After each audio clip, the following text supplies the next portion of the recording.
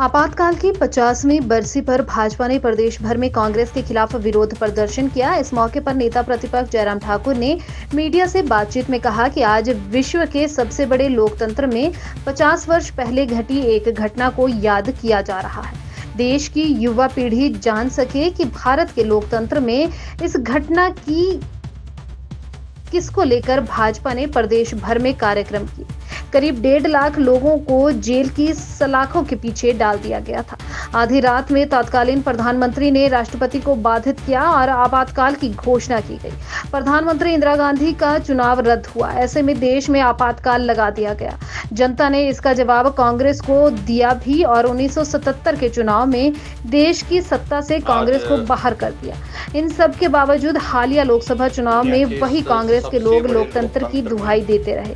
कांग्रेस के लोग संविधान के खतरे में होने की बात कहते रहे, मगर इसके बावजूद नरेंद्र मोदी तीसरी बार लगातार प्रधानमंत्री पद की शपथ लेने वाले दूसरे व्यक्ति बने। संसद में सदस्यों की शपथ ग्रहण में कांग्रेस के लोग संविधान की प्रतियां दिखाते दिखे। कांग्रेस ने 90 बार धारा 356 का प्रयोग किया। के खिलाफ सब लोगों को याद है जब इंदिरा गांधी का चुनाव जो है अवैध घोषित कर दिया था इलाहाबाद हाई कोर्ट के द्वारा और 6 वर्ष के लिए अयोग्य घोषित कर दिया था चुनाव लड़ने के लिए। इस संदर्भ में जब उनको लगा कि कुर्सी हाथ से जा रही है, सत्ता हाथ से जा रही है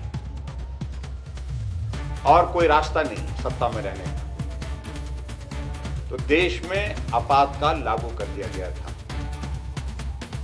और उस दौर को हम कभी भूल नहीं सकते हैं। मीडिया कंप्लीट जो है वो सेंसर होकर के होता था, या तो बंद ही था या कोई छपता था तो उसका एक एक अक्षर जो है सरकारी अधिकारी जो पब्लिक रिलेशन डिपार्टमेंट के होते थे वो तय करते थे कि ये कहीं सरकार के खिलाफ तो नहीं।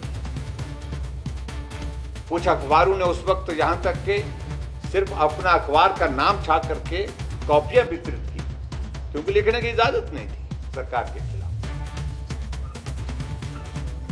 लेकिन ऐसी सारी चीज का देश जो है वो विरोध करेगा और लोगों की ताकत जनमत के रूप में जो जब 1977 में चुनाव हुआ तो परिणाम ये हुआ, कांग्रेस पूरे देश भर में चुनाव हार गई, इंदिरा गांधी भी चुनाव हार गए और संजय गांधी भी चुनाव हार गए।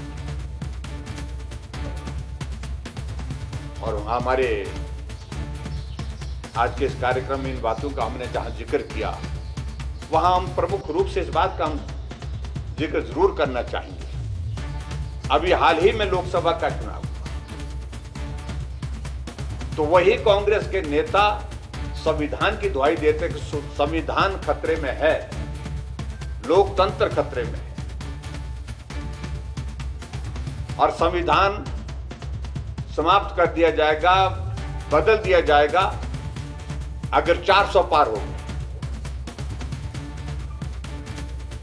और इसलिए इस तरह के एक दहशत का माहौल पूरे देश भर में खड़ा करने की कोशिश की कांग्रेस और विपक्ष के लोगों के द्वारा।